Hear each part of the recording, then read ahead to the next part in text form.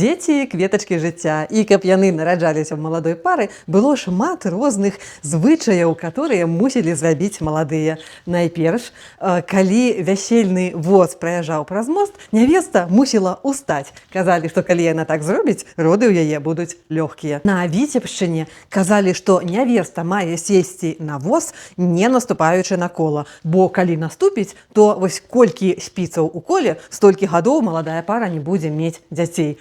Але на Брэшчыне казалі наадварот. Нявеста станавілася нагою на кола і казала: «Хай будзе столькі дзетак, колькі спіц у коле». Як жа нявесце было забрацца на воз, не наступаючы на кола? Што рабілі на Віцебшчыне? Бацька падстаўляў нагу дачцэ і казалі, што гэта добрая прымета, которая аблегчыць першыя роды. Таксама для таго, каб аблегчыць першыя роды, на хвіліну развязвалі хамут на кані перад тым, як вясельны поезд выпраўляўся з маладою параю ў дом жаніха.